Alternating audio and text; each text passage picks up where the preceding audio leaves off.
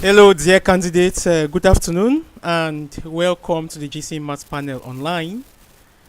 Today, we are looking at one of our last revisions in preparations for June 2021, and we hope all the candidates for ordinary level are there online. Just as a note, please make sure you inform your friends so that they can join us as we are going to begin in the next 3 minutes. Equally, I would like to remind you that it's good if you can visit our blog and you get a lot of examination material from there, past questions and answers, as well as some of our special papers which you will actually meet online. If you're out there, please, you can say hello so that I know that you are there. Alright, yeah, we just have about few people who have joined us, and we are waiting for your messages as we begin in the next 2 minutes.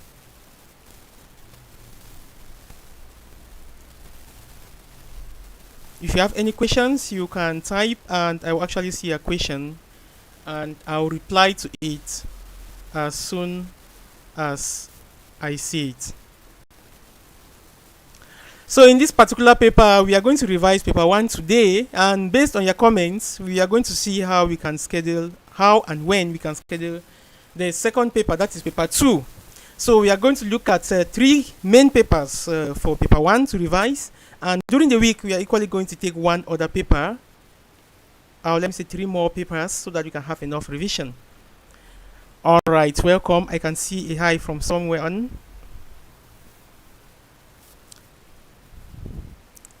Alright, so we are beginning in the next 1 minute. In 1 minute, we are still waiting for the others to join, but in the next 1 minute, if there are not, then we continue with those who are there already. Once more, welcome to the GCE Maths panel online, and this is revision for ordinary level. Advanced level will be in the evening at 9 p.m. as indicated on the screen. You can leave your comments here, and if you have questions, please visit our blog. You will see a comment section there where you can leave your comments and we will attend to those comments. For our live session, we are going to give you a rendezvous on that. Alright, welcome Nike. Welcome. Welcome Nike.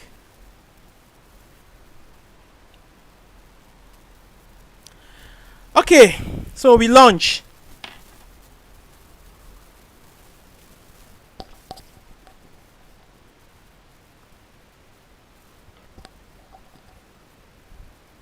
Yeah, you're moving on right now.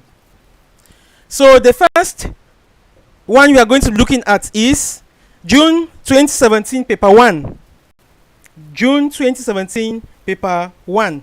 One of the mistakes that students make during the GCE is that they don't pay attention to paper 1. They overlook paper 1, which accounts for 30%, and that has a very high significant impact on your results. So, and paper 1 is very easy because you can actually just go through in a rush and you have a lot of answers. So we go on. So I can see Nike online and a few others. So let us begin with the first paper. So as we are moving along, you can ask your questions and we will be replying to them at once. So the first question here reads, you have 5/8 divided by 5/4 minus 3/4 times 1 1/3 gives.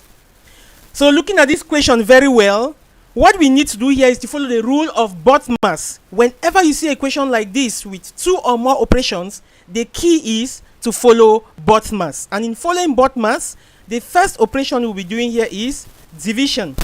So this question is on BODMAS, so we start with the division. So 5/8 divided by 5/4. We can replace that 5/4 by its reciprocal, which is 4/5. And when we cancel out, we are going to have the result to be a half. The next operation here is the 3/4 times 1/3. And with this particular one, what we need to do is to convert this 1 1/3 to what? To an improper fraction. So we need to convert this one to an improper fraction.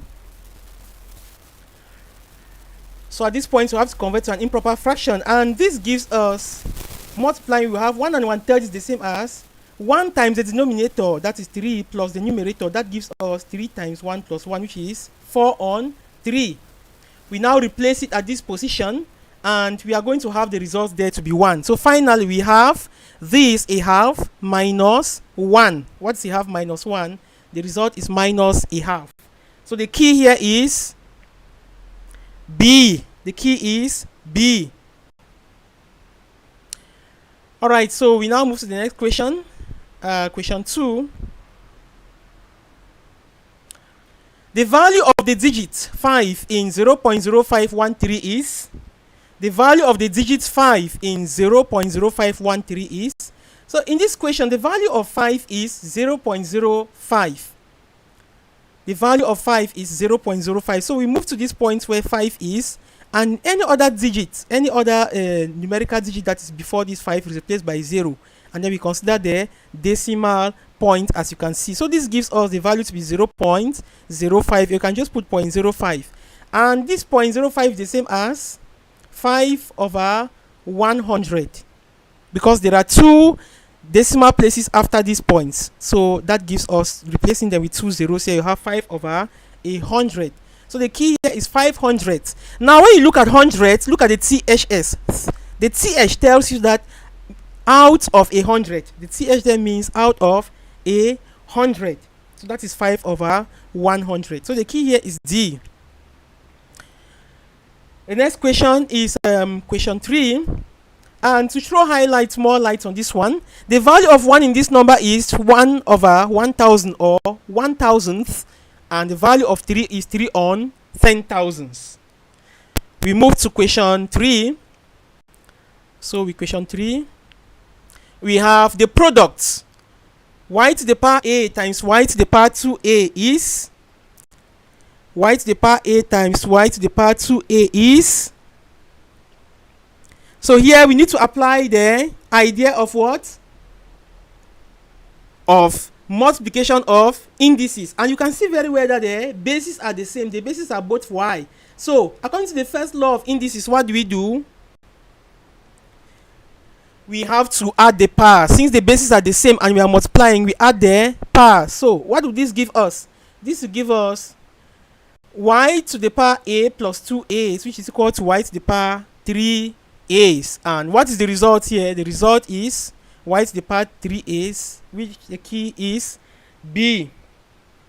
The key is B. Alright, question number 4. Question number 4. At town P, the temperature is minus 10 degrees Celsius. At town Q, the temperature is 30 degrees Celsius. The increase in temperature between towns P and Q is, increase in temperature between towns P and Q is. So this particular question, we can just do subtraction, right? And that will give us difference in temperature. Now let's look at town P. The temperature is minus 10 degrees Celsius, and at town Q, the temperature is 30 degrees Celsius. So we just have to get the positive difference, and this will give us the higher one. The higher one is town Q minus the lower one, which is at town P. So we have 30 minus minus 10, and 30 minus minus 10 is 40 degrees Celsius. So the difference in temperature is 40 degrees Celsius. The key is A. Question 5. Simplify root 45. Simplify root 45. When you look, you see that this question is on roots. And if you look at 45, 45 can be expressed as a product of two numbers in which one must be a square number. In fact, the highest square number. And 45 can be written as root 45 equals root 9 times root 5. And from the law of roots, this will be equal to root 9 root 5. And the square root of 9 is 3. And the square root of 5 remains the same. So we have simplified this number to have 3 root 5. So the result is 3 root 5. And the key here is D. So we have D as the answer. Please don't forget to leave your comments, and as I've said, if you have questions, you can move to the blog. We are going to leave a link in which you can get to us so that we can answer other questions and difficulties that you have. During the week, we equally have 2 or more revision classes for paper 2 and paper 1 again. Question number 6. Convert 0.08 to a fraction. 0.08 to a fraction. To convert 0.08 to a fraction, we have 2 decimal places, and these 2 decimal places means we are going to be dividing by 100. So this number is the same as 8 over 100, and as 100, this question wants us to simplify. So when we simplify, we have 4 here 2 times, and 4 into 100 25 times, and this will give us 2 on 25. So the question wants us to put it in the simplest form. So the key here is B, right? Good. The key is B. If you are just joining us, please leave a hello, or you can equally leave a question. All right, welcome to the new people who have just joined. Question number 7 reads, given the set of numbers n, z, and q, the true statement is. Now with this set of numbers, n is a set of natural numbers. N is a set of natural numbers, Z is a set of integers, and Q is a set of rational numbers. Another name for rational numbers is fractions. Rational numbers or fractions. So which of these statements is true? The first one, let's look at the first one. 0 is not a natural number, because they're saying 0 is not an element of the set of natural numbers. But we know natural numbers means 0, 1, 2, 3. For a number to be a natural number, it must be a whole number, and it must also be what?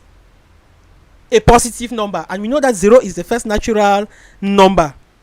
So that is it. So 0 is not a natural number. This one is false. 0 is a natural number. The second one, minus 5 on 3 is an integer. False. This number can be an integer, but 5 on 3 is a fraction. For a number to be an integer, it must be a whole number, whether it's positive or negative. So B is not correct. Now C, root 3 is a rational number or a fraction. Root 3 is not a fraction. 12 on 4 is an element of the set of natural numbers. Yes, with this one, somebody can say that it is not a natural number because it's a fraction, but they want the result here. So what's 12 divided by 4? The result is 3, right? Now, 12 divided by 4 gives us 3, which is a natural number. So this one is tricky, but the key here is D. Alright, welcome, take it. I don't know your name, but I can see it titled take it. Take it, you are welcome. Welcome. The others who are coming in, please, you can leave your comments. The next question is question number 7, or question number 8 rather. The number 0.004789 expressed in 3 significant figures is. Expressing this number to 3 significant figures. Now let us look at significant figures. Be careful, because significant figure means the first known 0 digit in a number is the first significant digit. In this number, the first known 0 digit here is this 4. So this 4 here is the first significant figure, because the first significant figure is the first known 0 digit. But this number, this question wants us to express this number to how many significant figures? To 3. So at 4 we have the first significant figure, but the first 0 is not significant. 8 is the third significant digit. So we see that the third significant digit occurs at 8. But there is a number after 8 which is 9, and this 9 is going to be affecting this 8 because it is greater than or equal to 5. So since 9 is greater than 5, it is going to affect this position this finger is pointing. So we round up this 9 into 1 and add it at this position. And when we add at that position, we will now have this number to be 0.0047. Do I write 8? No. I will now write but 9. You can see that effect. So Shishi, welcome to, this name is very difficult to pronounce, but I'm going to say welcome. SJJSSH, welcome. So you get the idea here, right? So this number to 3 significant figures is 0.00479, where 4 is the first significant digit, 7 is second, and 9 is the third significant digit. So the key here is C. Question number 9. 0.013 times 4 expressed in standard form is to express this number in standard form. So let's see how we can express this number in standard form. Note that to express the number in standard form, the number must be written as a times 10 to the power n, where a is going to have a value that ranges from 1 to 9.9999. It should not be up to 10. So this number, when we multiply 0.013 by 4, it gives us 0.052. Now, expressing this number in standard form, we will have 5.2 times 10 to the power something. So this is 5.2 times 10 to the power something. But since we have moved these decimal points to the right 2 times, so we'll now be multiplying by 10 to the power minus 2. And this number becomes 5.2 times 10 to the power minus 2. If you want to bring it back to this format, to the original, this 0.052, just multiply by 10 to the power minus 2, which means moving the decimal place to the left 2 times 1, 2, and that will give us the number back above. Hope you get the idea.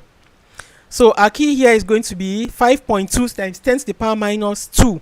And equally, if you use some nice calculators, can give you the answer directly like that. And you don't have to stress yourself. Question number 10. Number 10. In a certain period, an exchange rate was $1 is equal to 510 FCFA, and €1 is equal to $1.75.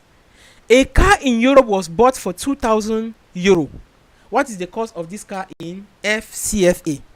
So this question is on currency exchange. So we are now in the money market.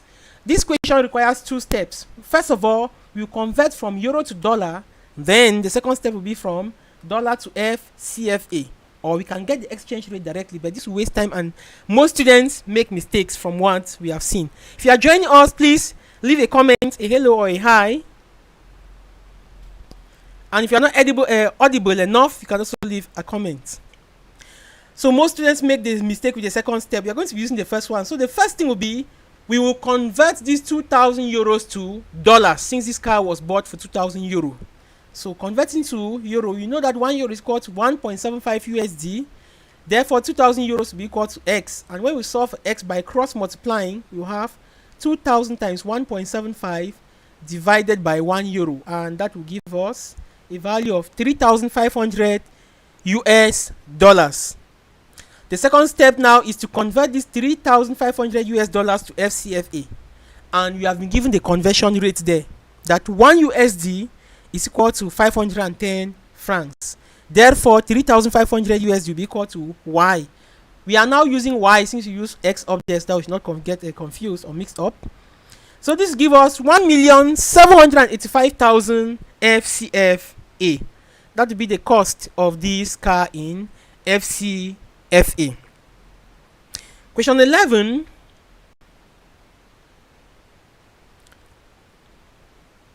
Alright, so don't forget you can visit our blog. We have all of these contacts on screen. You can get to us, and don't forget to subscribe to this channel, and so that whenever we have an announcement to pass, you will get the announcement instantaneously on your phone. You can visit the blog there and get notes and other preparatory material, and equal to announce that our registration for holiday classes are on, and our intensive full-time preparatory classes that runs from August to June each year will begin soon. You can enroll or send a message to indicate your interest.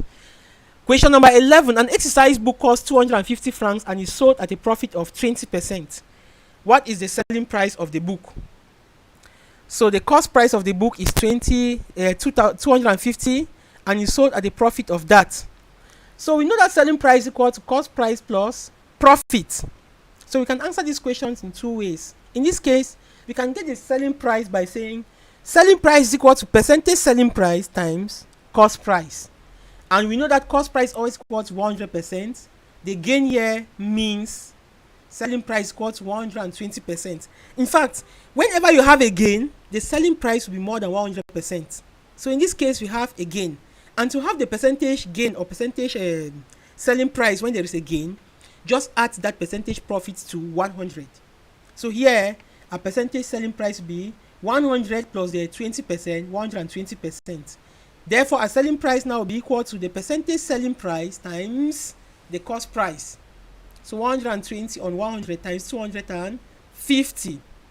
And this will give us the selling price to be 300. On the other hand, another student can first of all calculate 20% of 250, and that student will have 50 francs as answer, and then you can now add this to 250 to have 300 francs as the selling price. Question number 12. Question number 12. A map showing two towns which are 6 kilometers apart has a scale of 1:20,000. The actual distance in kilometers between the two towns is... Now, this question is on maps and scales. And in the world of maps and scales, there are three types of scales. You have the linear scale, you have the area scale, and you have the volume scale.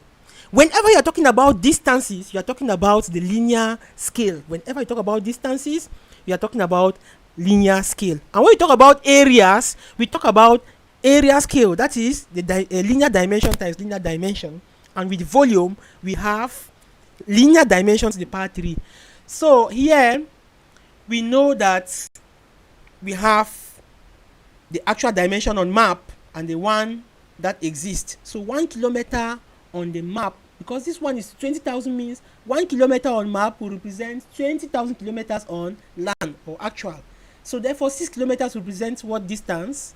It will represent, let's say, x. Here our x will be equal to, by cross multiplying, x will be equal to 6 kilometers times 20,000 kilometers divided by 1 kilometer, and the result will be equal to 120,000 kilometers. If the question is given and they ask things like what's the distance, let me say in terms of area, if they ask in terms of area, we will have to square this dimension. We will say 1 squared is to 20,000 squared for area dimensions, and for volume dimensions we will have 1 to the power 3 is to 20,000 to the power 3 when you're working with the volumes. Take note of this. We are going to see this in most of the other two papers that will be following, or let me say most of the other papers that will be coming, apart from the other two that I'm going to present as well. So the key here is C. Question 13. The shaded region in the Venn represented is the shaded region in this Venn. So when we look at this shaded region in this Venn, we start by shading the region P prime. That means outside P. That's P complement, right? Yes. So P complement, start by shading this. And when Q is now introduced, we now introduce Q. Can you see that? This one now means P and not Q. That means the intersection part has been removed. When you remove this intersection part, this now becomes P only. And this one is the same like P intersection or P prime intersection Q, or P prime union Q. This is the only possibility here. Because this region is outside, it is outside, so it is P prime, but part of Q is there. So this region outside is the union of the region outside P. Can you see? P prime and this Q region. Note that this part of this Q region is also the P region. So it's outside P with part of Q. So this gives us P prime union Q. The next question is question number 14. Question number 14. And with question number 14, we have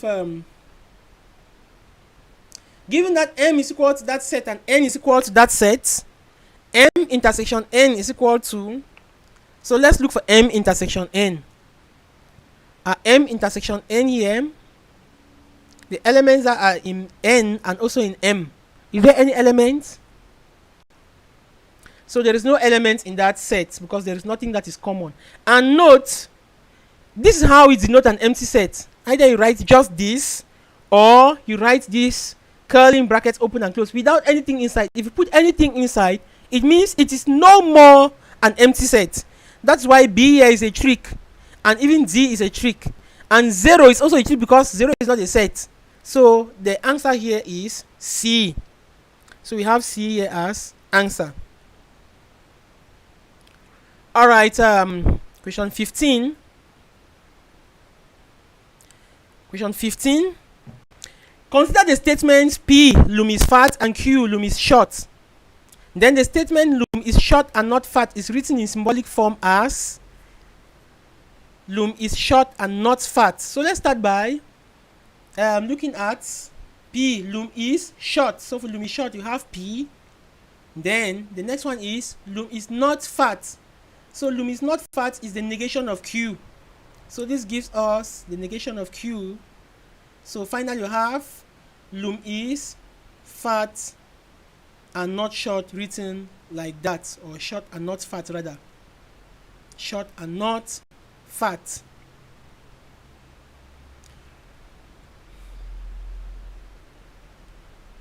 Alright, question 16.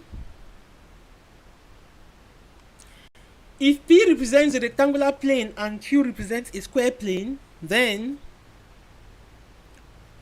so according to this question, we know that a square is a special type of rectangle. In fact, all squares are subsets of rectangles. So this question implies, or can be read as, Q implies P. Why? Because all squares are rectangles, but not all rectangles are squares. Or all squares are subsets of rectangles. All squares are subsets of rectangles. All right. Question number 17. Number 17. We have in a relation the elements of the second, that's the codomain, are associated with the elements of the first, called the domain. In a relation, the elements of the second set are associated with the elements of the first set, called the domain. So how do we get this? So let us look at this. These elements of this set that are associated with the first set, this is it, is called, or each of these elements is called an image. And the set of all of these images gives us what we call the range. So all the elements of this second set that are associated with these sets are called the images, and they form what we call the range. So these are the images.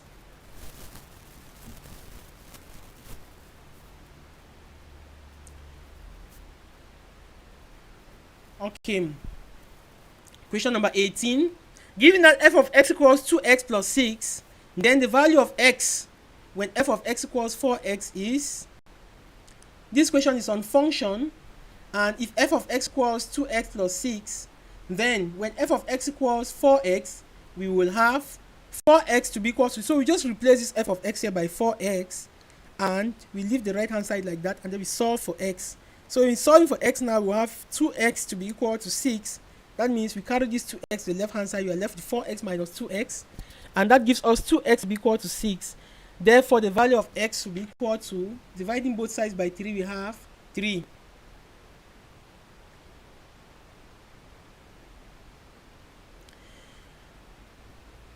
Question number 19. The value of the angle marked x in figure 2 is, the value of the angle marked x in figure 2 is, so the value of this angle marked x is equal to 50 degrees. There is nothing to calculate. Why is it 50 degrees?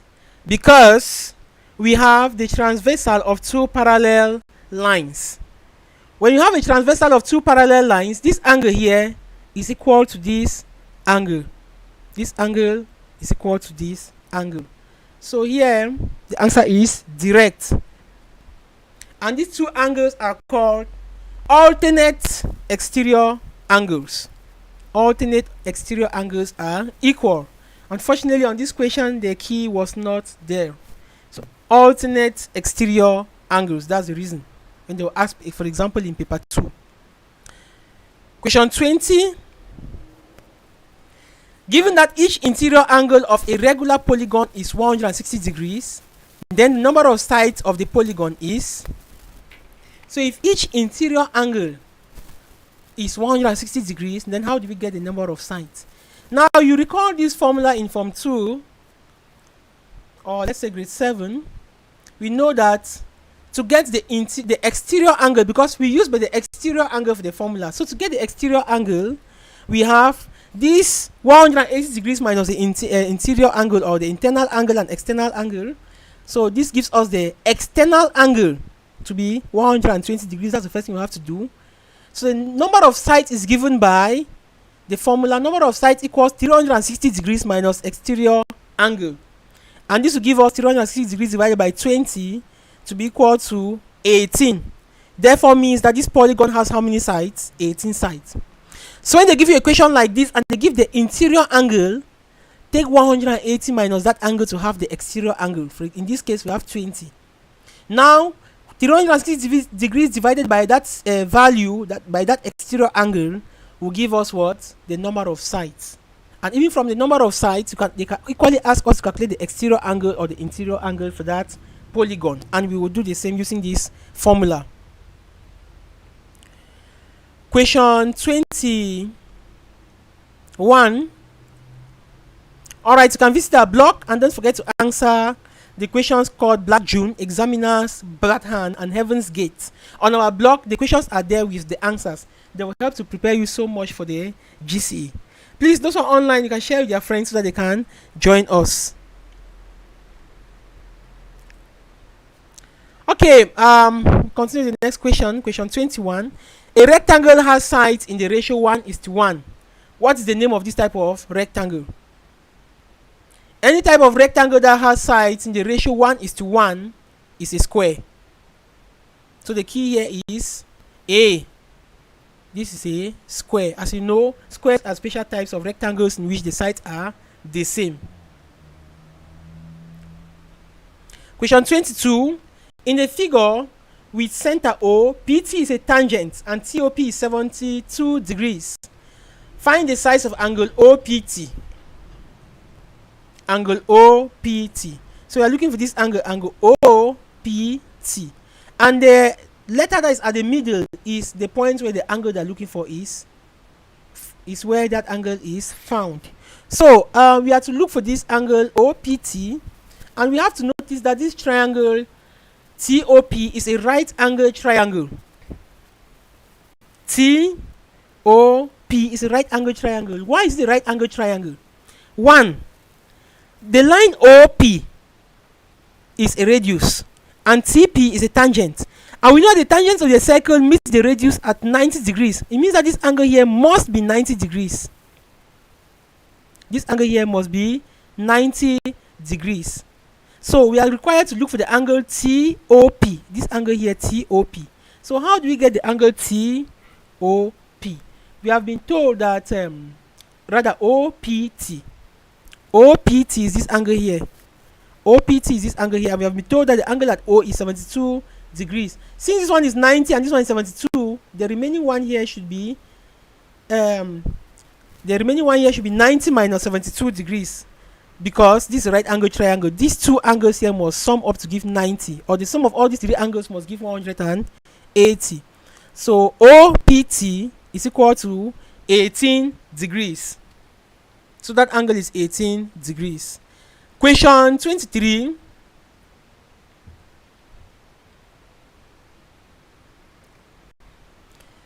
One angle of a right angle triangle is 35 degrees and the third angle is...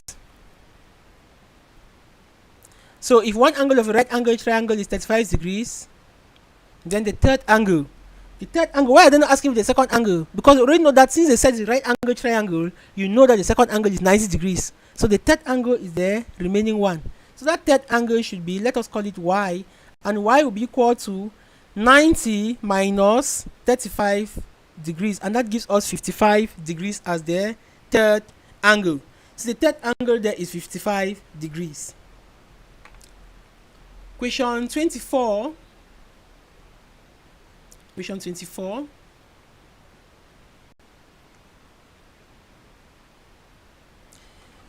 Figure 4 shows two similar triangles PQR and KLM. Given that the area of triangle PQR is 18 centimeters squared, then the area of triangle KLM in centimeters squared is... So these are similar triangles.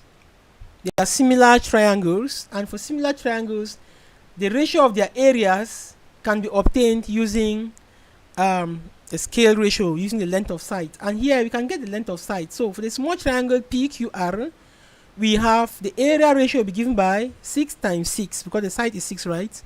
So we have the area ratio to be given by side squared is 2 side squared, because the sides are identical.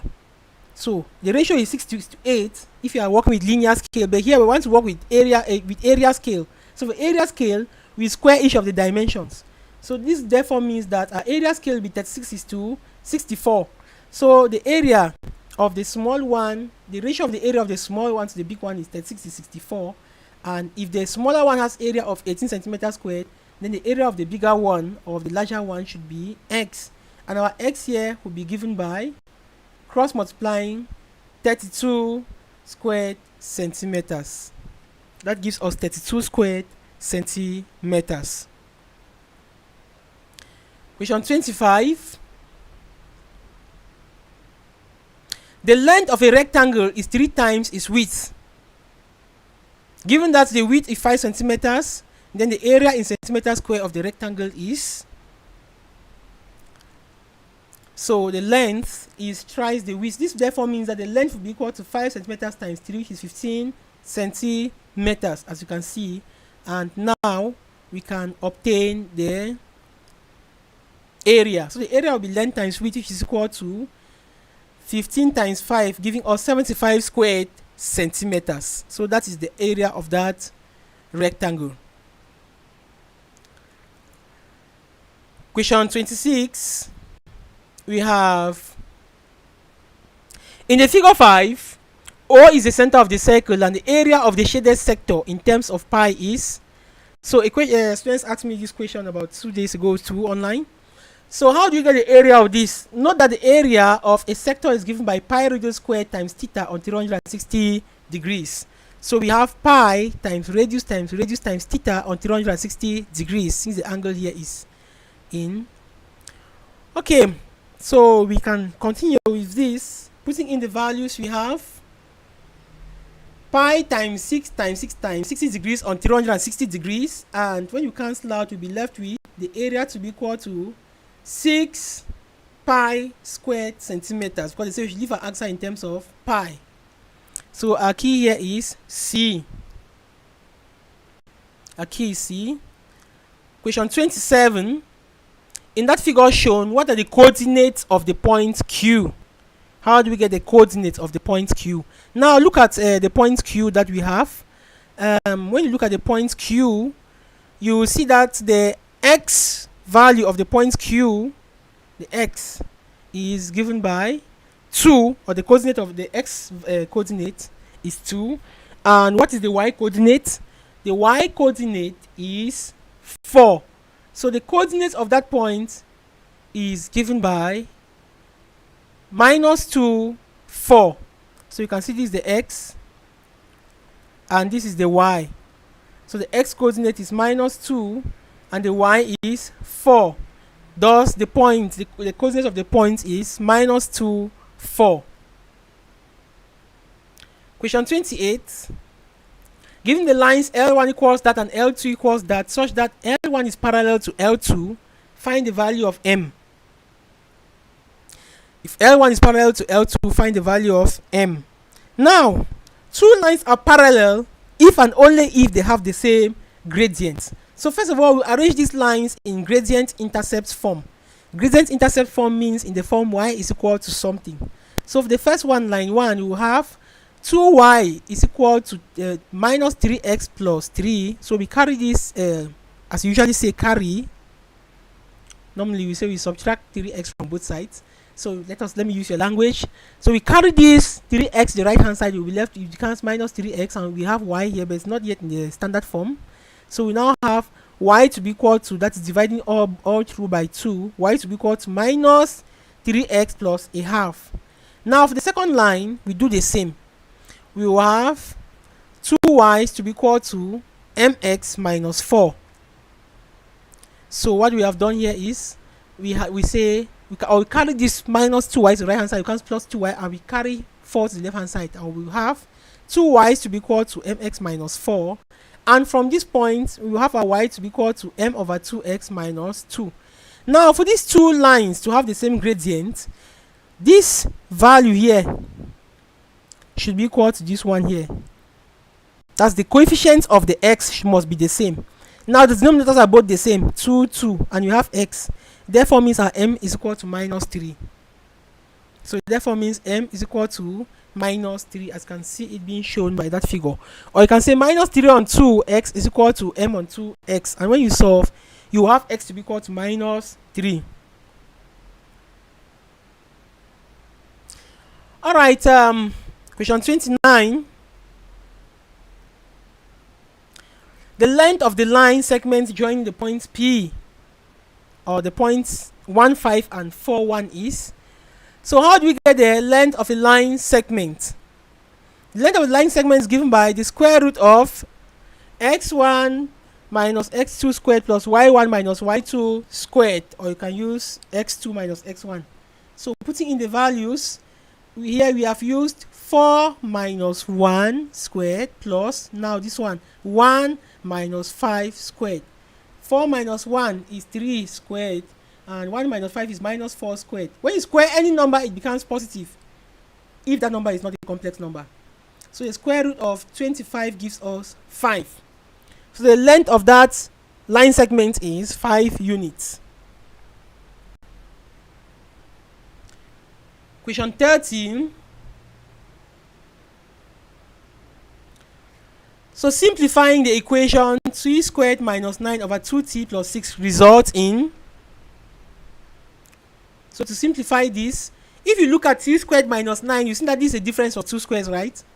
So 3 squared is a square number and 9 is a square number, and subtraction means difference.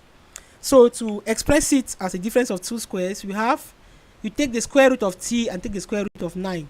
So here I'll put my t, and in the other bracket t.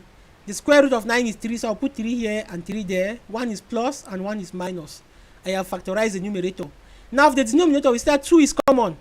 When you factor out the 2, you will have 2 outside. Now 2t divided by 2 gives us t, plus 6 divided by 2 gives us 3. We can now cancel out, because we have t plus 3 in numerator and t plus 3 in denominator. And when we cancel out, we will have a final answer to be t minus 3 on 2. So when you simplify, that's the result that we will have. Please, you can leave your comments as the live class goes on. You can leave in your comments, okay? If there's something you don't understand, you can leave a comment so that we can know exactly how to get back to you. Or maybe you are intending to get to the block at the end and leave your comments. It's very important that we revise these past questions, because some of these questions, we examiners, we take them from the previous years, and you find out that in every year there will be some questions that are coming again. When you answer this paper, it's very important, and it'll be very good if you start your preparation by looking at the proper exam question itself. When we are through with all of these revisions, we will now look at the GCE Math Panel Super Mocks, or GCE Math Panel GCE in quotes, so that you can see different ways in which these settings are being done and how to go about it. Now simplify 3 into x minus 2y minus that gives. So to simplify this, we just start by expanding. So we expand. When we expand, we will have 3 times x is 3x minus 3 times 2y is 6y, so minus 4x. Now minus 4 times minus 5 is plus, so plus 20y. So bring like terms together, we'll have 3x minus 4x is minus x, and minus 6y plus 20y is plus y, because we have more members in the plus family. So the final answer, that's why it's plus here, right? And you have just only 6 members from the negative. It means that if they are fighting, the plus people will win. This is just a mathematics story. So when you simplify, this is what we have. And this can also be written as 14y minus x. The key here is C. Sorry, the key here is A. 32. The formula for the area of a triangle is half base times height. Then making x the subject of the formula will become So here is all about transposition. So the first thing is to multiply both sides by 2. We will have BH to be equal to 2A. We now divide both sides by H. And our B will be equal to 2A on H. Answer here is A. Alright, if you are just joining us, please you can leave your comments. Since this is the first revision class, I don't know, maybe people are having connection problems and many are still to join. No, the information did not come out in time. Okay, and please, as you are watching, please you can leave a comment on when you think we can have the next class, which day, maybe probably tomorrow, but just leave a comment so that we know exactly when. But be sure that on Sunday the 27th, we are going to have a paper 2. We are going to have a paper 2, maybe a bit earlier, so we can have enough time. And for those who are in for advanced level, note advanced level is at 9 p.m. 9 p.m. not at 1 p.m. Alright, question 33. The value of that when x equals 2 and y equals 1 is. So here we just have to substitute the values of x and y into that equation, or into that expression rather, to have the numerical value.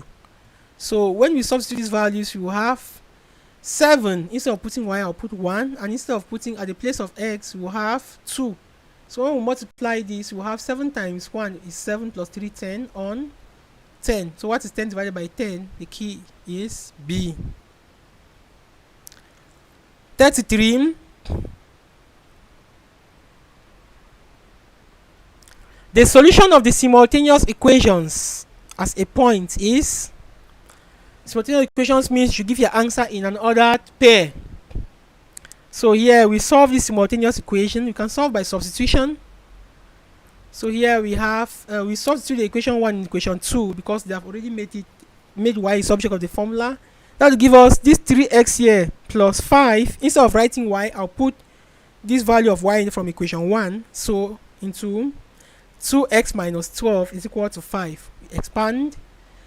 When you expand, we will have that is equal to 5. Bringing like terms together, we have 13x minus 60 equals 5. And 13x will be equal to 5 minus plus 60 rather, which is equal to 65. And x will be equal to 65 on 13, which is equal to 5. Now we substitute x by this value in equation 1, and our y will be equal to 2 into 5 minus 12. So 10 minus 12 gives us minus 2. So giving our answer as an ordered pair, x comes first, is 5 minus 2. 5 minus 2. So the key here is C. Question 35. In question 35, given the function f of x equals 3x is equal to x cubed minus 4x squared plus cx plus 6, then the value of c for which f of x equals 3, f of 3 equals 0 is. So what will be this value? We can get this value by looking for f of 3. So f of 3, which is the remainder, will be equal to, so that's the expression to look for c. We now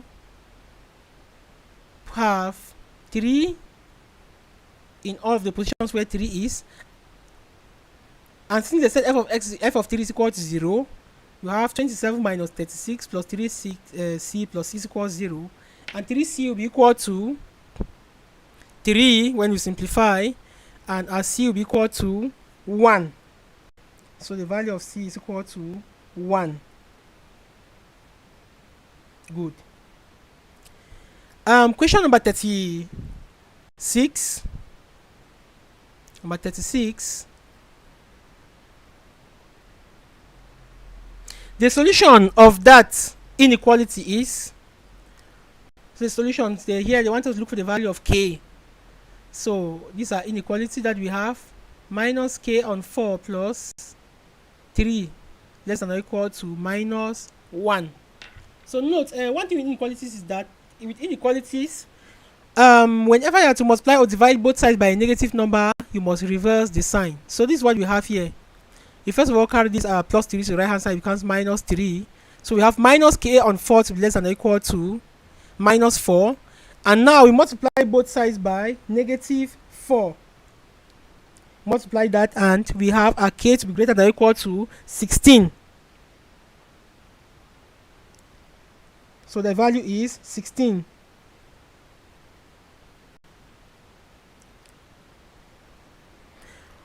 Okay, question number 37. Question number 37. Please can leave your comments. Here we are required to solve for x in this equation involving indices. We are required to solve for x in this equation involving indices, and to solve this equation, we need to understand where the unknown exists. The unknown is the value of x. X exists as a power, and since x exists as a power, we will try to make the powers, the bases the same and equate the powers.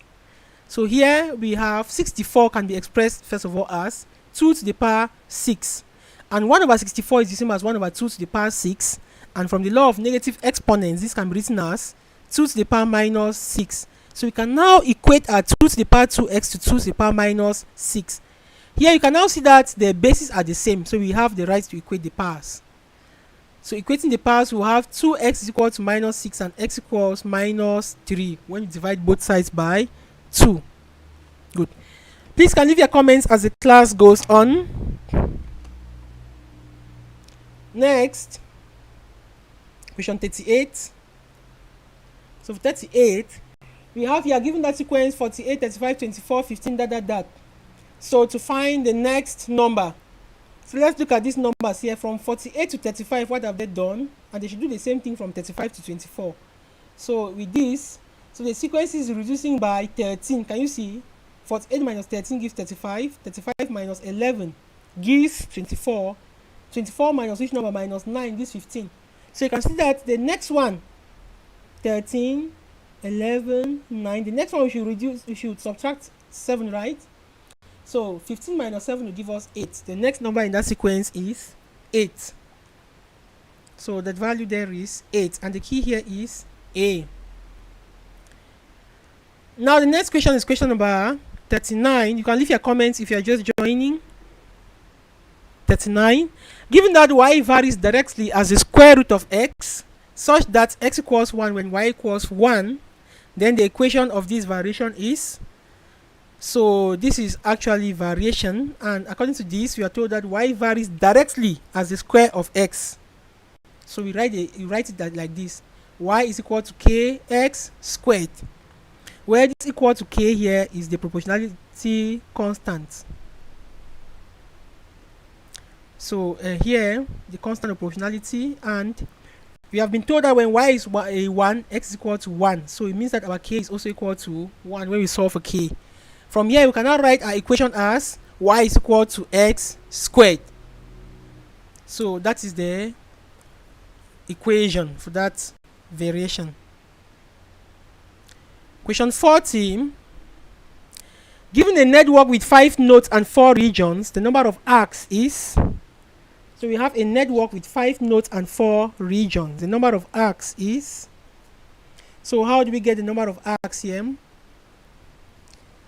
So the formula, or also called Euler's formula, is given by the number of arcs is equals to number of vertices plus number of regions minus 2. Number of arcs is equal to number of vertices minus number of regions minus 2. We can equally see the vertices as nodes or n points. So in this case, we will have 5 vertices that have been given to us, 5 vertices or 5 nodes plus 4 regions minus 2, and that gives us 7. 7.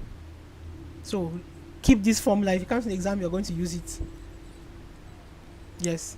Alright, so we have 7 of them, or that's 7 arcs, or 7 lines. Question number 41. Alright, you can visit our blog www.gcemathpanel.blogspot.com.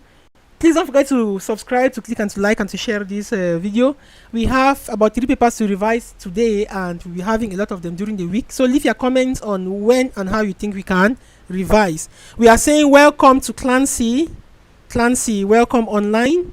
Clancy, welcome.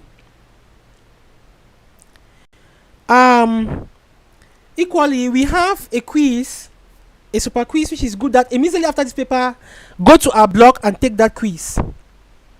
Go to our blog www.gcmathspanic.blogspot.com, click on online class. When you click on online class, it takes you to our online platform where we have what we call a school, and there it is free for now. Especially when they'll start registering in August, and for holiday classes that some features will no more be there. Go there and take the quiz.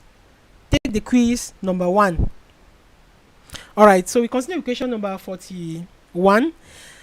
PQR is a right angle triangle with sides shown in figure 6. The value of y is, so if this is a right angle triangle, then we know that the sum of squares of these two short sides, that is 16 and y, will be equal to the square of the longest side, that's the hypotenuse. So this is, normally you can still answer this using shortcuts. From most of the questions I've answered in class, when one side was 3 and the other side was 4, the other side was 5. Now if they multiply these sides by 2, you have the same answer.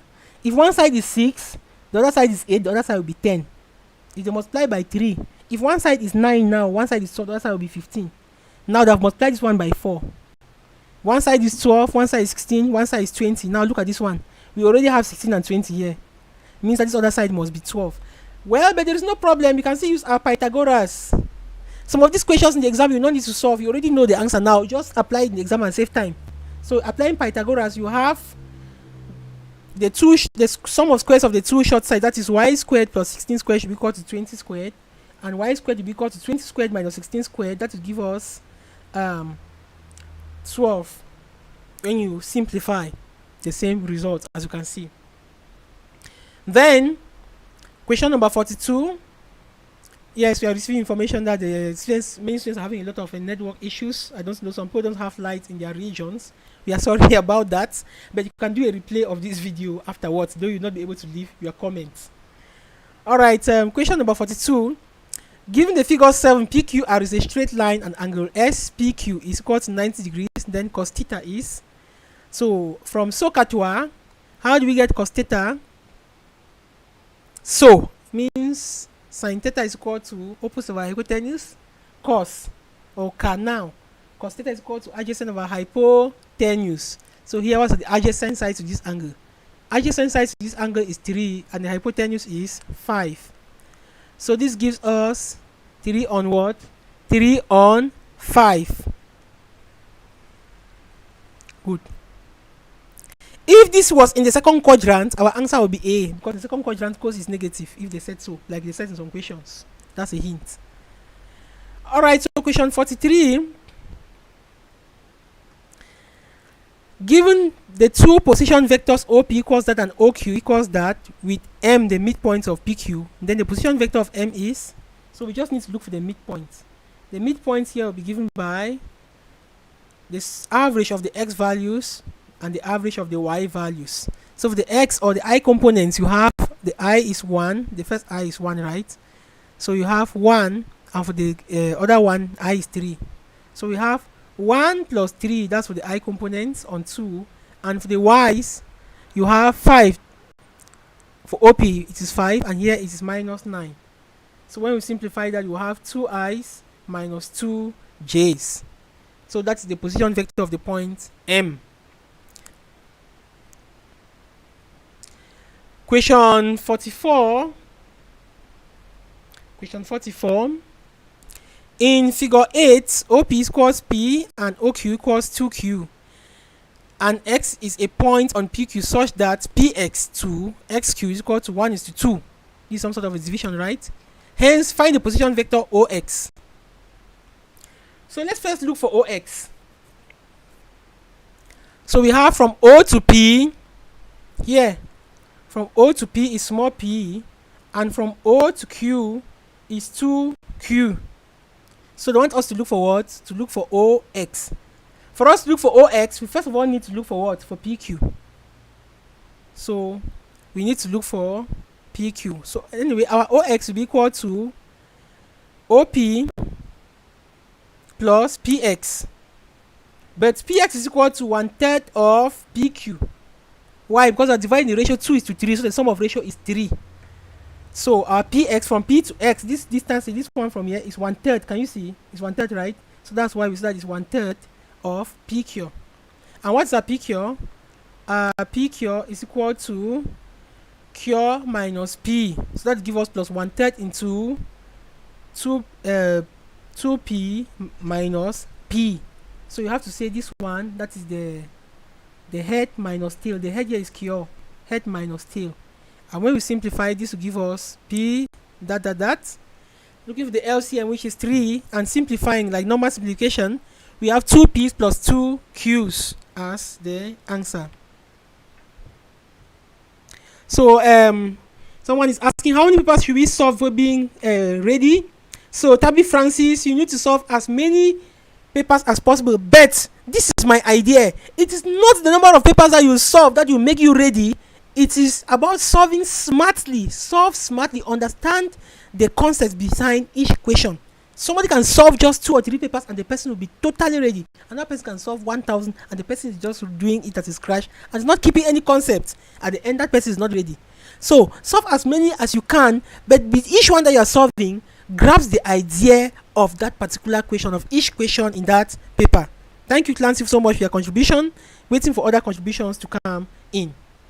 Question 45, we have a lot of material in the block and a lot of past questions we have already done that you can use to help prepare yourself.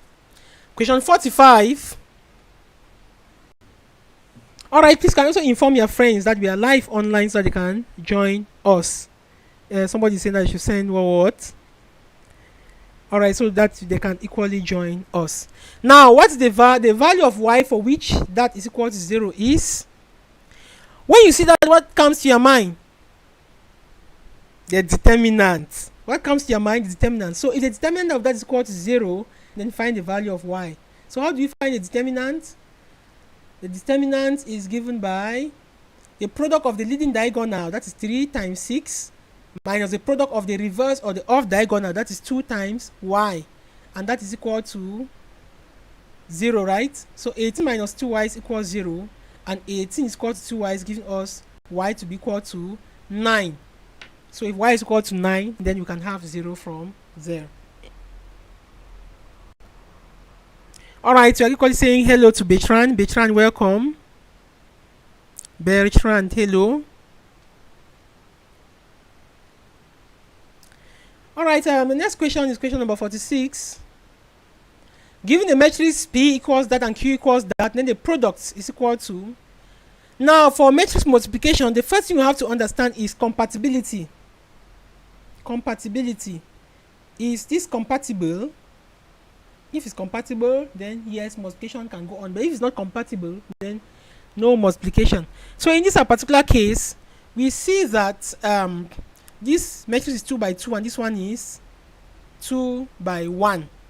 So here we have 2 by 2 and 2 by 1. Since the column of the first matrix is equal to the row of the second matrix, then multiplication is possible. So how do you multiply? This row times this column. So 1 times 3 plus minus 1 times minus 1. Right? Now the second row now. 1 minus 1 times 3 plus 2 times minus 1, and then we simplify. That will give us 4 minus 5. 4 minus 5 as the answer. Alright, the next question is question number 47. The 2 by 2 transformation T equals that represents.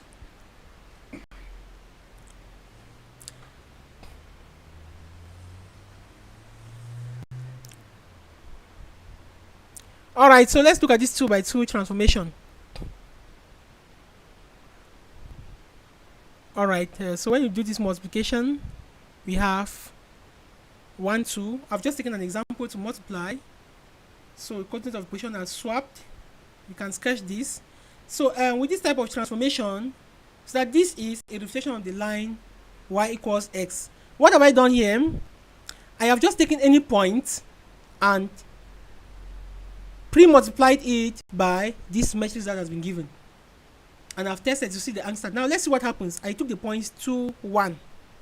Normally, I've taken 2, 1. When I multiply by 2, 1, what happens? The x has become the y, and y has become x. What type of transformation is this? It's a reflection in the line y equal to x.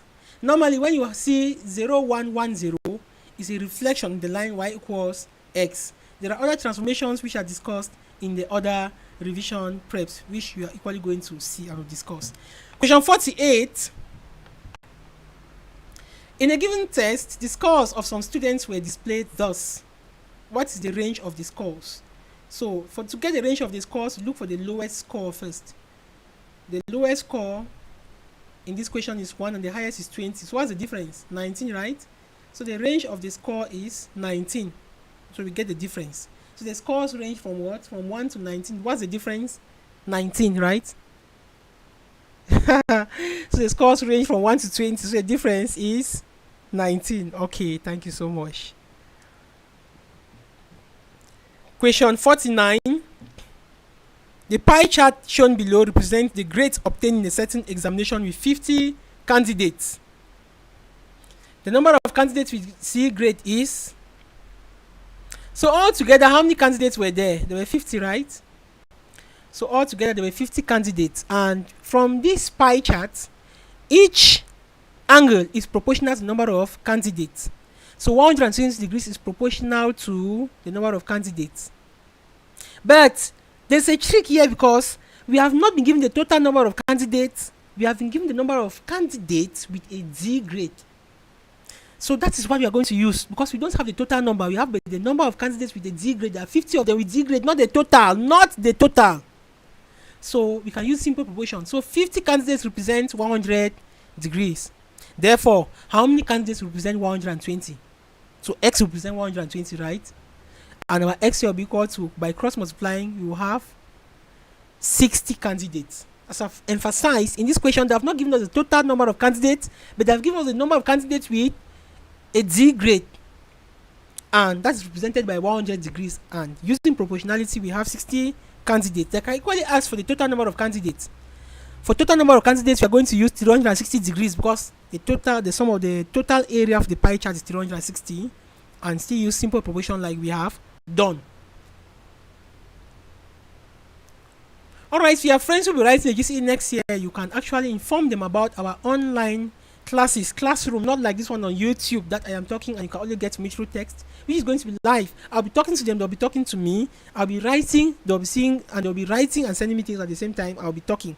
Live class. But this one, since we are going to be broadcasting to many people, it becomes difficult to be getting the information from all of you at the same time. But you can leave your comments on our blog and we will get back to you or reply to them. Alright, question 50. The probability of getting a multiple of 3 when a die is rolled is... A die is numbered from 1 to 6, the normal die that we are using. And what's the probability of getting a multiple of 3? So when we have, for a die, we have 1, 2, 3, 4, 5, 6. How many multiples of 3 are there? Just 2, right? So there are only 2 possibilities of getting a multiple of 3. Multiple of 3 are 3 and 6. Out of how many numbers? Out of 6. So we have 2 numbers out of 6 numbers, giving us 1/3. Note, probability means how many out of how many. So the answer is 1/3. Thank you so much, dear students, but this is not the end. We are moving now to the next paper. We are going to look at 2 papers today, and then please indicate on the time in which we can have the next revision class. Please indicate as this video goes on, please. If you cannot see, look at the YouTube. You see some sort of a button below the video that is pointing down. Click on it. It will show you space where you can type and you can leave a comment. Alright, so we move on.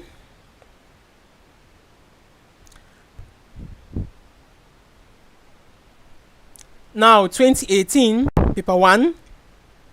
You know that after we revise the paper 1, so we are beginning with paper 2. And paper 1 carries 30%. You can have all of that 30%. And you're already working on a D grade just in paper 1. Just in paper 1, you already be working on a D grade. So paper 2 will now just come to make you the A grade, to give you the A grade. Alright, so we have this question, 1 minus 1/3 of 24. So according to board maths, you start with what? Of. And 1/3 of 24 is 8. So 1 minus 8 gives us what? Minus 7. Gives us minus 7. Can you see that the equation is the same like the other one? All the equation number 1, 2, 3, 4, and 5, they're almost the same. Just the same idea of both mass. So if you revise 3 or more questions, you are ready for the GCE. But if you really revise them, take your time and revise. Question number 2, the value of the digit 2 in that the same like the other one you have just answered. So what's the value of 2 in that digit? That's the position. You just copy the 0 in front, or any number that is in front of it, replace it by 0, put the decimal point and put a 0. So that is it. The value of 2 is 0.02 or 2 over 100 or 2%. Anyhow you can call it, because you can ask as a percentage. Similarly, the value of 5 is 0.005. Question 3, the number which can be added to minus 3 to give 15 is, just call that number x and you add that number to minus 3 to see. And then you now solve to have your 15. So this gives us x to be equal to 15 plus 3, which is 18. When you add 18 to minus 3, it gives you 15. The same. The paper ones are always the same. I can say the same for paper 2. Nothing changes over the years. They just change the figures and give you the same thing. Don't be afraid of anything. Meet the paper, face it, bring the A grade to the house. Hold it, even if you don't have anything to do with it. Yes, let it be there. So stop doing maggot burst the calabash in paper 1. Maggot burst the calabash. You end up bursting the calabash and bursting your paper. So don't do maggot burst the calabash. Question number 4. In a certain room, the temperature, the same thing. The temperature at 6 a.m. was minus 7 degrees Celsius, and by 1 p.m. it had increased by 9. What would be the temperature? What was the temperature at 1 p.m.? So let's look at this. At 6 a.m. the temperature was minus 7, right? And the temperature increased by 9. Just means add 9 to minus 7. So what's the temperature at 1 p.m.? It was 2 degrees Celsius. Question 5. 1 and 1/4 as the decimal is, so 1 and 1/4. 1/4 is equal to 0.25, as you already know, right? So 1 and 1/4 as the decimal is just 1.25. With this one, you can just put on your calculator. You give the answer direct now. 1 1/4 is the same as 5 on 4. Just say 5 divided by 4 on calculator gives the answer straight. You copy and then you paste. So question number 6, we have, all right. So question 6, we have the product of 0.005 and that to 3 significant figures is the same thing again. So the product means multiplication. So we multiply. The first thing is to multiply. Then the second thing is to express them to 3 significant figures. So when we multiply this, we are going to have a value which we are going to now express to 3 significant figures, and that gives us 0.0156. Note that that 6 will affect the position of 5, so we end at 6. Okay, question 7.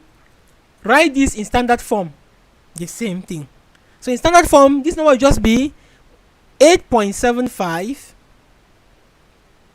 times 10 to the power minus 3. Why? Because we have moved the decimal place 3 times to the right.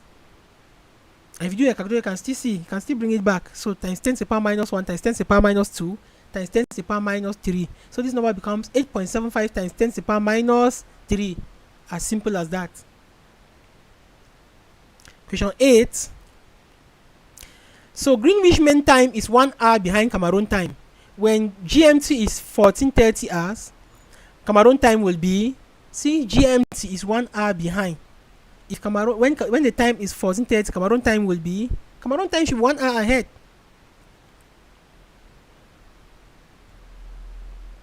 So when Cameroon time is 14:30, GMT should be equal to 13:30.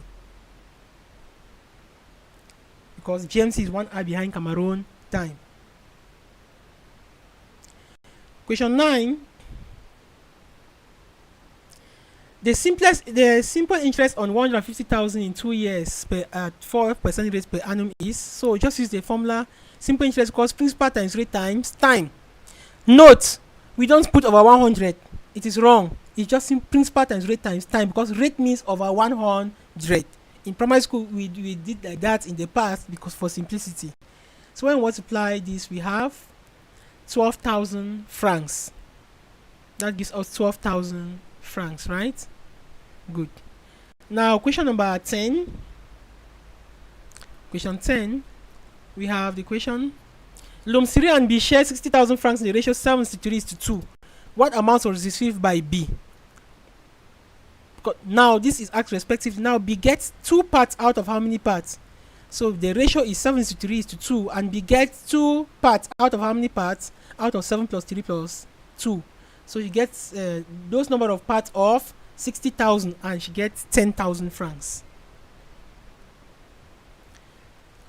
Question 11. Alright, you can visit our blog and you get enough GCE materials there and many more of tutorials. The shaded region represented is, everybody can see this one clear now. This is P union Q. All of P and all of Q. P union Q. That's the shaded region. P union Q. Please can leave your comments as the class is going on, and don't forget to inform your friends about the class going on. In a party of 50 persons, 30 ate chicken, 10 ate both chicken and meat. Given that everybody ate something, then the number of persons who ate meat only is, we start by drawing it. So chicken, 30 persons ate chicken, right? Now, but you don't start by drawing it by the number of people ate chicken. No. The key here is the number of people who ate both. 10 people ate both what? Both meat and chicken. So we start with that intersection. 10 ate both meat and chicken. Now in total, how many people ate chicken? 30, right? But now 10 is already here. So how many are left to put there? 30. So we have 30 minus 10. That is 20. When you add all of this now, you start, this is the 30 people ate chicken and 10 people ate both. Now how many people ate meat? The number of people ate meat, the sum of 20, 10 and the missing value here should give us the number of people ate meat. So let's see. How many persons ate meat only? Meat only is x, but those who ate meat should be x plus 10. So meat only is just x. So to solve x, you have 20 plus 10 plus x is equal to 50, and x is equal to 20. But if they ask for the number of people ate meat, it should be 20 plus 10, which is 30. But meat only is 20. Question 13. In the following sentences, an example of a statement is, let's look at A. I wish today will be Sunday. I wish today will be Sunday. Now a statement means a set must be linked to another set. I wish today will be Sunday. Let's look at the next one. Where are you coming from? This one is not linked to anything. So the only statement here is the last one. Lillian has been promoted to Form 5 because Lillian is a set of students promoted to a set of classes. Drive that car. Nobody is linked to car. Where are you coming from? Nothing is linked to something. So the only statement sentence that is a statement is D. 14. Given the function h of x divided by that, what is the domain of this function? The domain of the function is a set of all real numbers excluding the values of the denominator, the x value of the denominator that will give 0. So the first thing, to get the domain here, you have to equate the denominator to 0. Then we solve for x. So x is equal to 0 or x equals 1. So the set of all real numbers excluding 0 and 1 will give the domain. Why? Because if x equal to 0, this function will be undefined, and x equal to 1 will be undefined. The domain means the set of values of x that will make the function defined. Now question number 15. Given that g of x equals that, then g of 2 will be equal to, just substitute, and we'll have 2 into that, and that will give us 2 minus 10 is equal to minus 8, right? Then the next one now is question 16. Question 16, we have L1 is parallel to L2 and L3 is a transversal. The angle marked X is, this angle marked X, if you look very well, this angle 50 is the same as the angle 50 up there, right? So X will now be equal to 180 minus 50, since those two angles form a straight line, and x will be equal to 100 and how many degrees? 30 degrees. Can you see what you have done? Yes, because this angle here is equal to this angle here. All right. 17. The sum of exterior angles of any convex polygon equals. So what's the sum of the exterior angles for any polygon? Normally, this one is just to be stated. It's 360 degrees. That's the sum of any exterior angles of a polygon. Question 19 or question 18, right? The total surface area of a cube of unit height in square units is given by. So unit height means the height is equal to 1 unit, and since it's a cube, it means that all the sides are the same. And how do you get the area of a cube? For a cube, think about that that cube of Maggi that you buy, that all the sides are the same. Or soap, the one that is cubical. Or so you say yes. So this is how a cube looks like, right? So if each of these faces has an area of 1 square unit, and there are 6 of them, what will be the total surface area? 6 square units, right? Normally this side times side, but we are using length times width. Still, it's okay. All right. Question number 19. Given that the volume of the ratio of two similar cubes is 8/27, and the ratio of their length, what will be the ratio of their length? So from volume scale to get linear scale, you take the cube root. And the cube root of 8/27 is 2/3. That is the cube root of 8 divided by the cube root of 27, and that gives us 2/3. Okay, this is a lengthy solving, just too much explanation. This is how we do it. And question number 20. The number of edges of a cuboid is. So how many edges are there in a cuboid? This one just means the number of lines. Now let's count. 1, 2, 3, 4, 5, 6, 7, 8, 9, 10, 11, 12. So a cuboid has 12 edges, as you can see. Happy counting. Question number 21.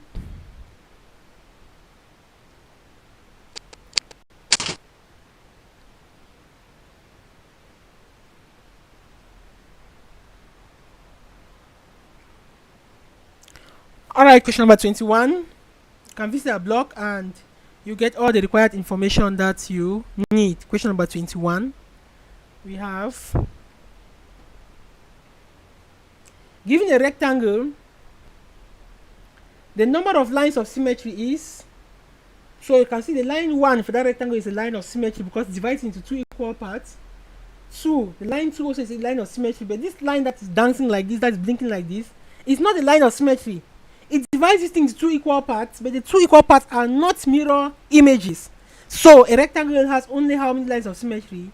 Only 2 lines of symmetry, right? Unlike a square that has 4. Question 22. Question 22.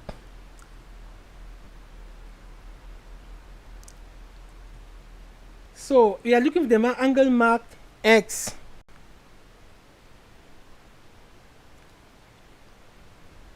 The angle marked X.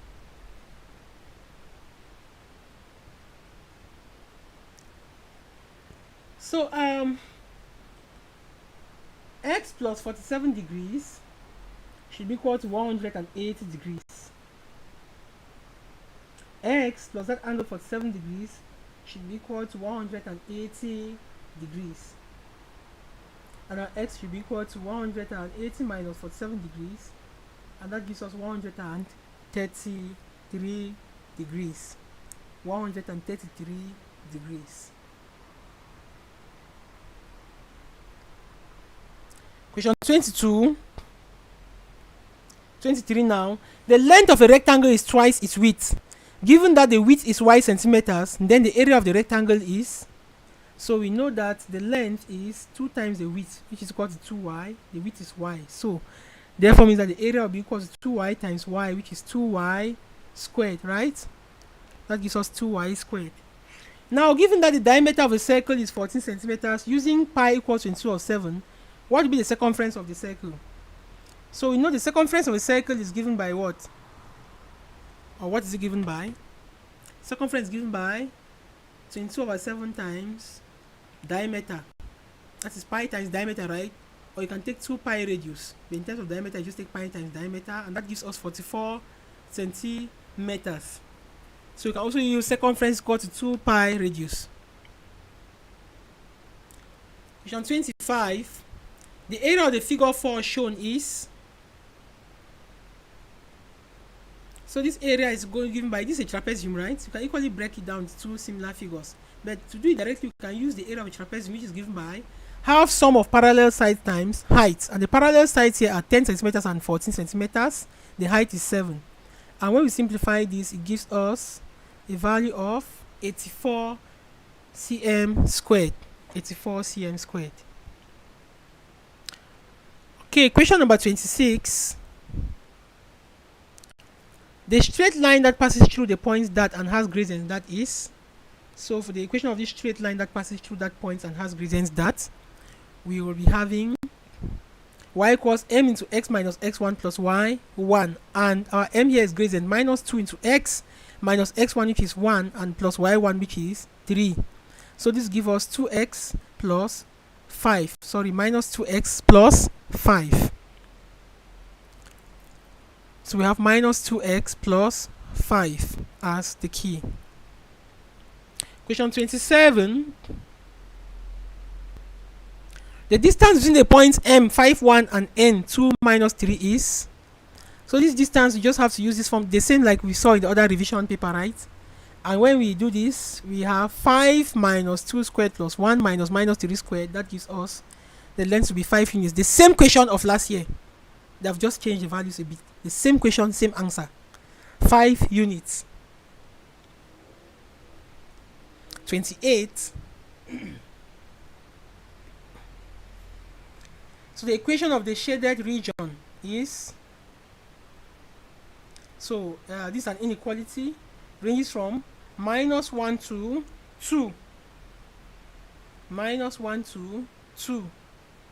And the boundaries are included. Since the boundaries are included, though they have not put the shaded circles, we are going to use B. If the boundaries were not included, I would have indicated. 29. The coefficient of t in that expression is. Now let's look at that. Coefficient of t means how many t? How many t? Now when you look at the t there, it is just 3x squared plus t, and t is the same as 1t, so the coefficient of t there is 1. Expanding this will give us, so when we expand, you have x times the second bracket minus 3 times the second bracket. That's expansion, right? Think of quadratic factorization. We are working backwards. So x times x will give us x squared plus 4x minus 3x minus 12. Bringing like terms together, I have x squared plus x minus 12. So the key here is B.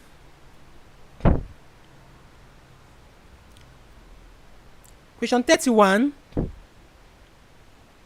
You can visit our blog and you have enough. So much as well as quizzes. Please don't forget to go to the blog and don't forget to subscribe and share these videos with your friends. Our next revision will probably be on Wednesday.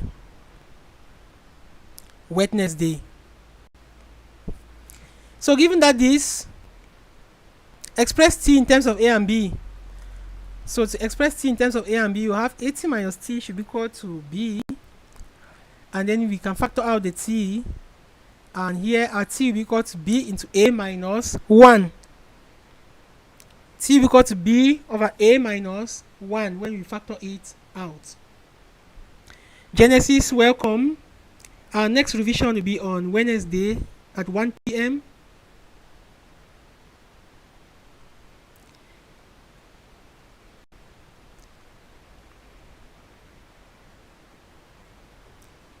Alright, question number 32. The value of m for which 4m plus 7 equals 3m minus 4 is. So this is a simple linear equation. And we just bring like terms together. That will give us 4m minus 3m to be equal to minus 7 minus 4, and our m will be equal to minus 11. Our m will be equal to minus 11. Alright, question number 33. Given that x minus 2 is a factor of that, find the value of k. If x minus 2 is a factor, it therefore means when we equate x minus 2 to 0 and solve x, f of that value will give us 0. Why? Because it's a factor. And so our x is equal to 2. This means that f of 2 must give us 0. Why?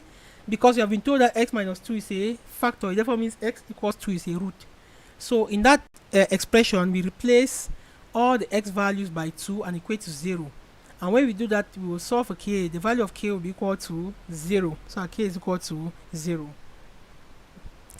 Question 34. The interval notation for x greater than 1 and x less than 4 is... So this one is direct, right? So we have that 1 and 4. Can you see the interval notation? This, but like this means that 1 is not included. Why? Because this edges up and down are not covering the 1. It's like 1 is outside the umbrella.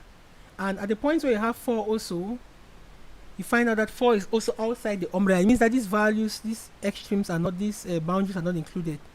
So finally we put something at the comma at the center.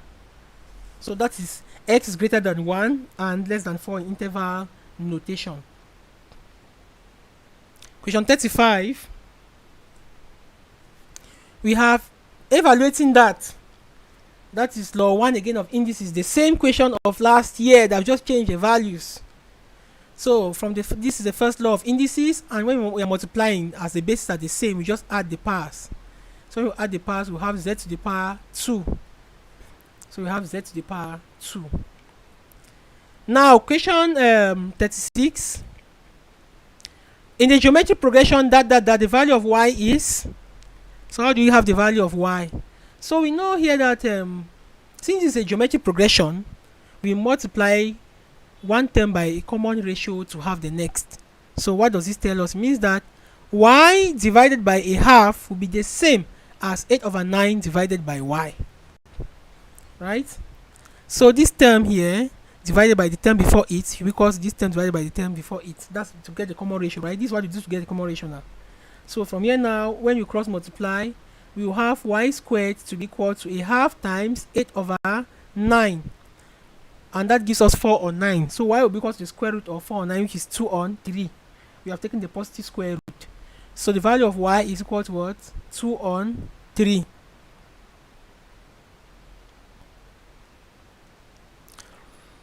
Okay.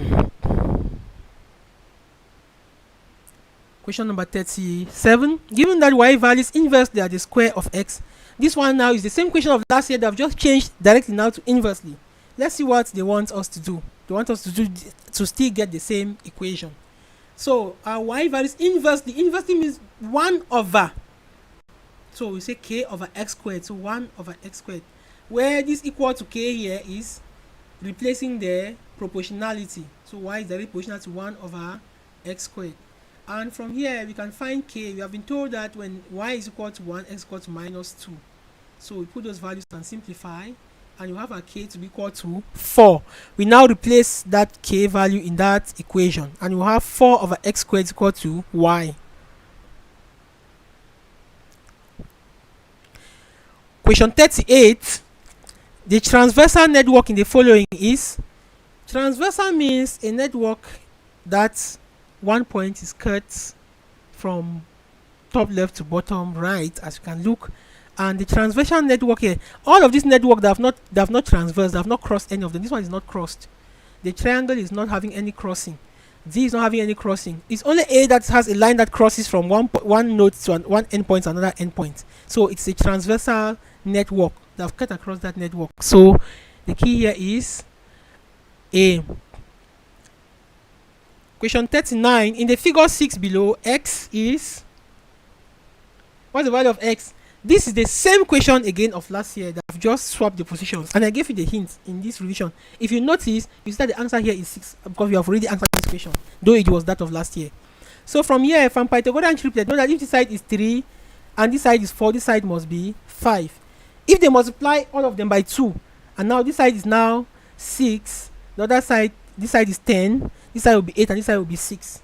So from Pythagorean triplet, you can just see the answer, but you can still go by your x squared is by hypotenuse is equal to the sum of squares of the other two sides. You have the same thing, right? Good. Question 40. The value of cos 30 degrees is cos 30 degrees is equal to root 3 on 2. You know now. If you don't know, take each of this one. Just press cos 30 on your calculator. Give you 0.866. Now I'll be testing all of this one. See the one that will also give you 0.866, and you see that it's only root 3 on 2 that gives 0.866, right? So cos 60 degrees is equal to cos sin 30 is equal to a half, and cos 30 is equal to root 3 on 2. All right, here it is 30. Sorry, cos 30 is root 3 on 2, not 60. This is supposed to be 30. It's a typo. All right, visit this blog and you will have a lot of material. www.gcemathspanel.blogspot.com. If you cannot find the blog, just go to Google and type GCE Math Panel, or go to YouTube and type GCE Math Panel. You'll find us. You can get to this blog and get to the questions and any other material that you want. Now, question 41. In this question, they want us to find the angle of depression of L from M. Angle of depression of L from N. This angle of depression is 54 degrees now. There is nothing to calculate because this angle here of elevation is the same as this angle of depression here, and that value is equal to 54 degrees. All right, I did the correction of this one. The answer is 54 degrees. Please take note, it's 54 degrees. If you look at the YouTube videos, I did the correction of this. So the depression of L from N is 54 degrees, not this. Sorry, I did not update the correction here. All right, given that A equals that and B equals that, then what's the magnitude or modulus of A plus B? So first of all, look for A plus B. A plus B will be equal to, we have 3i plus I is 4i, and 4j's plus minus 2j's is 4j's plus minus 2j's will give us what? Alright, so that's why I have 4i's plus 2j's. Now, what's the absolute value? Absolute value of the modulus will be equal to 4 squared plus 2 squared square root, right? And that gives us the square root of 20, which is 2 root 5, right? So that's how we get the 2 root 5. This question is the same question that we have seen last year, but now they have added what? Vectors to it. The GCE does not change. You just have to be focused and understand what concepts they are asking. They keep on asking the concept and mixing with other concepts. If you revise very well, that is smart revision. Not spending the whole day revising. Smart revision, you will have everything. Alright, question number 43. Figure 8 is a vector diagram where OA is equal to that and OB is equal to that and BE equals that. Find AE. So let's look for AE. To move from A to E, we know OA and we know OB, right? So let's see how we can move from A to E. So what will be AE? So to move from A to E, we can move from A to O, then from O to B, plus from B to E. But from B to E, you have been told that from B to E is equal to 2 times OA, right? Can you see I've replaced it? So BE is equal to 2 times what? OA. So we continue. That will give us minus A plus B plus 2A's, right? And that gives us A plus B. So 2A minus this one A here gives us A plus B. So key here is A. Question 44. If you don't get any concepts here, please I'd advise that you can go back after the end of video. You can go back and then you replay and you get the concept. So given this is equal to 0, this is the same question again of last year. Find the value of A of the previous year that we just revised. So this is going to give us absolute value means product of leading diagonal 1 times minus 4 minus 2 times x will be equal to 0. And when you solve this, you will have minus 4 to be equal to 2x and x to be equal to minus 2. That's the key. 45. Two matrices P and Q are such that PQ is equal to the identity matrix. So what can we say about these matrices? If the product of two matrices gives the identity matrix, then one is the inverse of the other. That's how it functions. Then P is the inverse of Q. P is the inverse of Q. 46. A transformation matrix is M where M equals that is described as. This is the same question again of last year, but they have added something to it now. So let's look at this transformation matrix. When you look at the 1, 1 on the leading diagonal, it means that it does not change anything. So our only focus there is the 2. So this is a share of 2 units parallel to the x-axis. A share of 2 units parallel to the x-axis. Let me get back to it. A share of 2 units parallel to the x-axis. Yeah, parallel to the x-axis. If they put it now, but at this point, at this other point here instead, it will give us a share of. If they put the 2 bed here, it will give us a share of 2 units parallel to the y-axis, but here is parallel to the x-axis. So it's know that is a share. Alright, 47. Given the frequency distribution table with x, variable x, and corresponding frequency f, the median is. So what's the median here? Let's see how we can get the median. First, we have to get the total number of scores. 4 plus 2 plus 1 plus 1 is 8. There are 8 scores. So the median should occur at in between 4 and 5 now, because 4 to the left, 4 to the right. So we now look the fourth at the fourth position. If we are writing these things down, the median will be equal to 2 plus 3 divided by 2. For example, we have here, we have 2 that's occurred 4 times, right? So it means that at the third position, at the fourth position we have 2, and at the fifth position you still have 2. So the median will be equal to 2 plus 2 divided by 3. So if you do it this way, you can see I've written out the numbers completely. I've written them all out. So you have 2 4 times, 3 2 times, 5 1 time, and 6 1 time, right? This is the median. At this median position there is no number here. So for us to get this median, we take the average of 2 and 3. These numbers are the boundaries, and that's how we have the 2.5. Now 48. So given the frequency division table with variable x and corresponding frequency f, the mean is. So how do we get the mean? The mean is equal to, we take each number and multiply by its frequency. 2 times 4 plus 3 times 2 plus 4 times 0 plus 7 times 1 divided by the total frequency. 4 plus 2 plus 0 plus 1, right? And this gives us 21 on 7. So our mean here is 3. Our mean is 3. Now question 49. The probability that it rains tomorrow is 2/3. What's the probability that it does not rain tomorrow? This is complementary, right? Complementary events. So if the probability that it will not rain tomorrow is just equal to 1 minus probability that it will rain. So 1 minus probability that it will rain will be equal to 1 minus 2/3 is equal to 1/3, and that is what we have. And question 15. Two mutually exclusive events M and M are such that P of M equals 1/3 and P of N equals that. What's the probability of M union N? First of all, mutually exclusive events means that the intersection of the events is equal to 0. The two cannot occur at the same time. So in that formula, probability of M intersection N will be equal to 0. And for mutually exclusive events, the union of probabilities is given by just probability of M plus probability of N. And in this case, we have a value of what? 5 on 6. This is where we end with our revision of today. We thank you so much, all of you who were online to join us, and our next revision class will be this same time on Wednesday, 1 p.m. on Wednesday.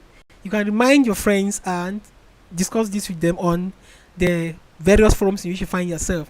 Equally, if the time is not really conducive, then you can actually leave us a message, or you can do a replay of that class at any time of your choice that you follow up. We thank you so much. We still have about 2 or 3 revisions. We still have about 2 for paper 1 and 2 for paper 2. So this is still the first one for paper 1. There's still one again paper 1 coming up, and then we have our special revision that will come up last. We want to first of all revise the past GCEs from 2017 to 2020. Then we look at our special super papers, you can call it. So thank you so much, all of you guys who were online. would like to say thank you, especially to Nike Muni. We would like to say thank you to Tabi Francis.